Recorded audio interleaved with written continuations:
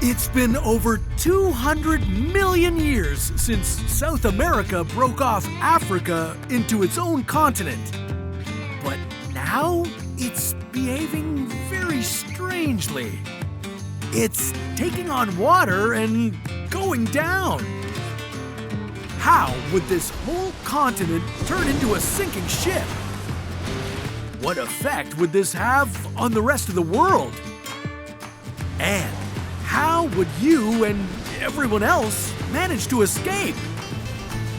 This is What If, and here's what would happen if South America disappeared. Earth's crust consists of moving tectonic plates that rest on the hot, molten rock of the mantle below. Classified as either continental or oceanic, there are somewhere between 15 to 20 of these plates, and they fit together just like pieces of a jigsaw puzzle. Only these puzzle pieces happen to pull apart and collide with each other from time to time in a movement called tectonic shift.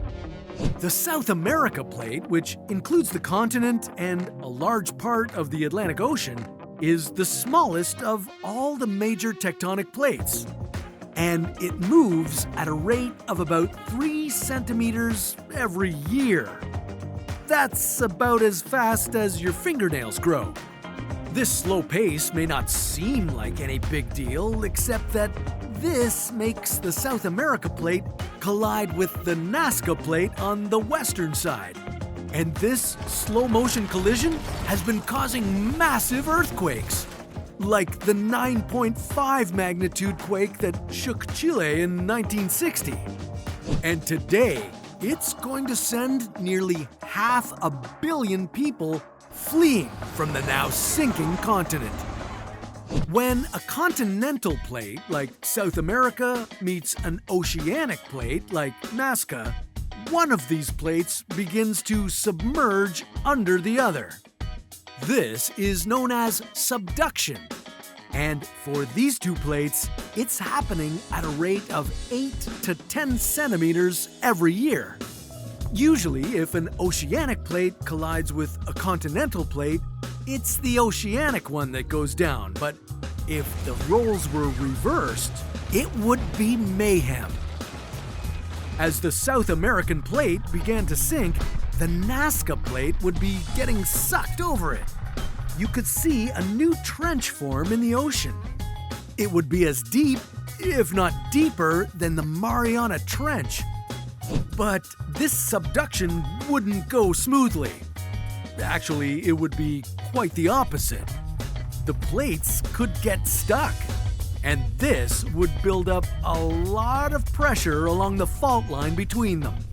When the stress became too great, the plates would break free, and all that stored up energy would be released as seismic waves. You'd need to prepare for some extremely destructive volcanic eruptions, earthquakes, and tsunamis. This region already sits along the Andean volcanic belt, known for its major volcanic activity. It's caused by the Nazca plate already sinking underneath the South American one. Flip the script and things could get even crazier. Imagine all these volcanoes becoming active at once. You and the other 120 million people living in countries like Colombia, Chile, and Peru would be displaced by these disasters. And there would be a lot more lost than just homes. We'd lose UNESCO World Heritage sites like the ancient city of Machu Picchu or the incredibly beautiful city of Cartagena.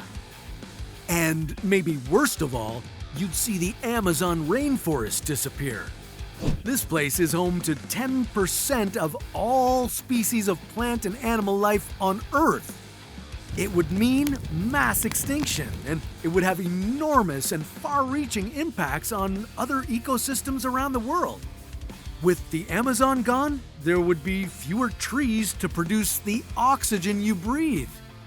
Of course, you'd see the global markets and supply chains take a devastating hit too. Argentina and Brazil produce over half of the world's soy. No longer able to rely on this source of animal feed, countries around the world would suffer food shortages. And not only that, but without South America, you'd face a serious shortage of black gold. And no, I don't mean oil.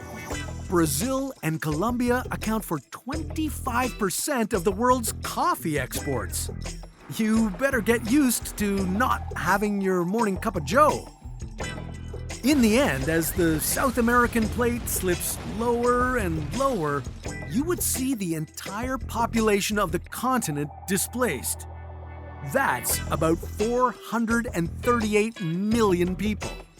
There's no country or continent on Earth that could accept them all at once.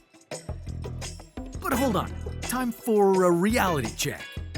South America isn't really slipping into the mantle of the Earth, so this kind of population relocation number crunching shouldn't be too high on your worry list. Besides, it would be nothing compared to the nearly 1.2 billion people expected to be displaced due to climate-related events by the year 2050. Maybe all those volcanoes erupting at once could actually help us avoid that problem. But that's a story for another What If.